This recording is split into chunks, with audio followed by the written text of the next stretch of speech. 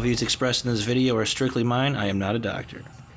Hello, my fellow fitness freaks. It's your boy, Jeff Van Zuden, and today we're here to talk about carbs. Are they the enemy that everybody says they are? We'll see. When it comes to weight loss, yeah, I can see cutting the carbs. It's helpful. Removes glycogen from the body. Helps your body focus more on burning fat stores. But for bodybuilding, in this video, we're talking about mass building, getting big. Carbs are not the enemy. They're your body's preferred source of fuel. Carbs are burned during intense exercise, running, HIIT cardio, lifting, boxing. Fat is burned during low intensity exercise. Like I've said before, LISS, low intensity, steady state, walking, swimming, biking, rollerblading, stuff like that. Now there's two types of carbs. You have simple carbs and complex carbs. Simple carbs are all the good stuff. Pizzas, the donuts, the pastas, stuff like that. Sugars, simple sugars. Your body burns it up just like that. Low glycemic index carbs, or complex carbs, are fiber and starch. So your vegetables, your fruits, those are equally as good, but they slowly digest. They're not that instant boost of carbohydrates into the body like the simple carbs are. Of course, with carbs, it's all about timing and the amount. For bodybuilding purposes, specifically mass building, you want to have 150 to 200 grams of carbs with 40 to 50 grams of whey or egg white protein 1 hour before each lifting session. I like to take a digestive enzyme with this to help break down the nutrients more efficiently, and then my body can absorb it quicker.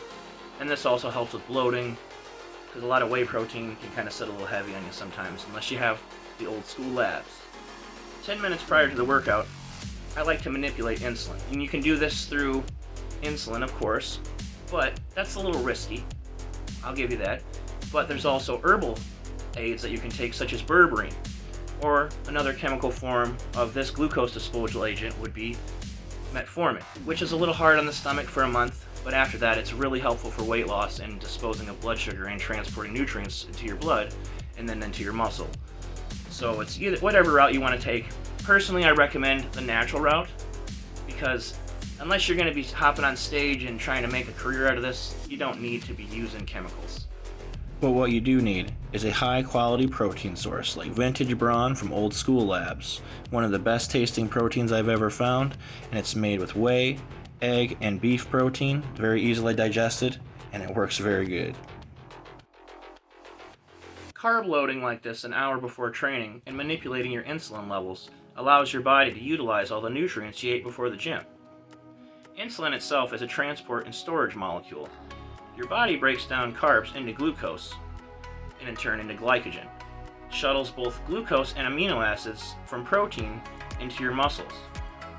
This keeps your muscles from breaking down during hard training, keeps your muscles full of glycogen, which is stored fuel created from glucose.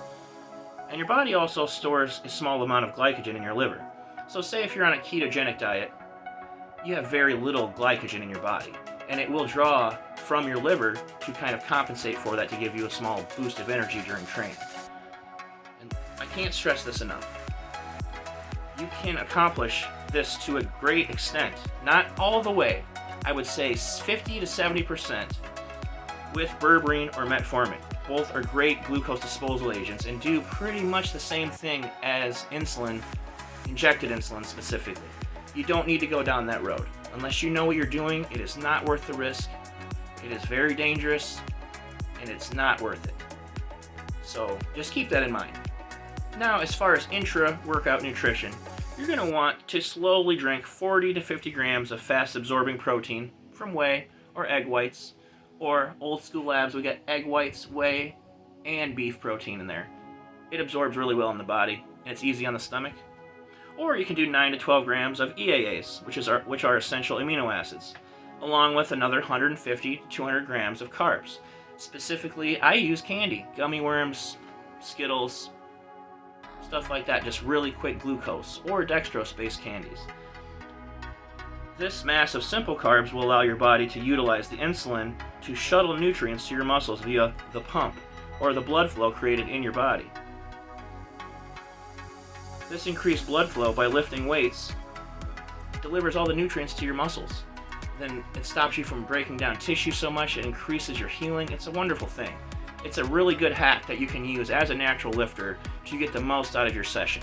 By just timing your nutrients, you'd see a crazy difference. Like the pump, I can't explain to you how different it is.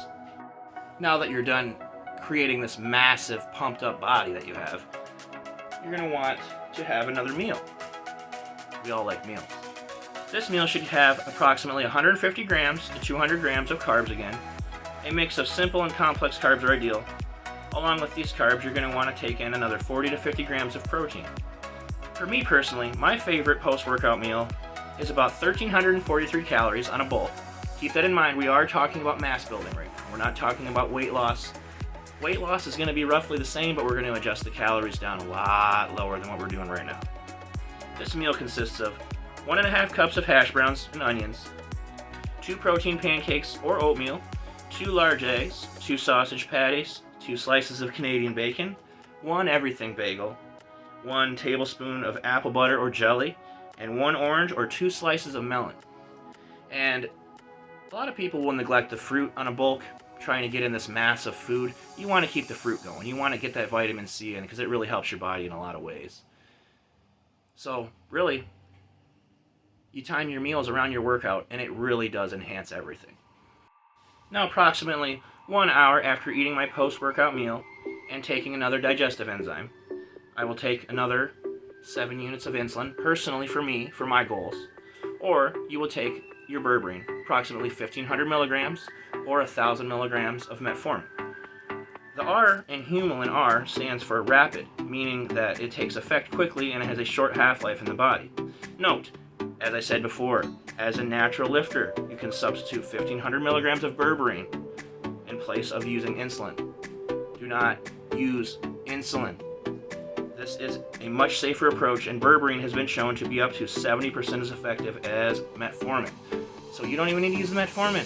Berberine comes from the earth, and it works, so utilize it.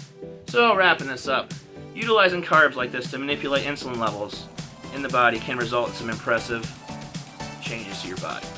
This can be taken advantage of by both natural and enhanced lifters to develop super physiological levels of muscle tissue growth, not to mention the increased training energy that you get from having carbs before your workout, and the increased recovery ability that your body has.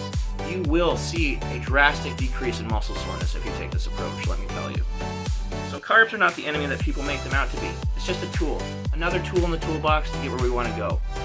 Alright folks, God bless and have a wonderful day. Keep it old school. Thanks for watching, folks, and for a 15% discount on all Old School Labs products, enter JeffVZ12 at checkout. Have a great day. And for more awesome fitness content, check me out at Jeff Van Zuden on YouTube or Facebook.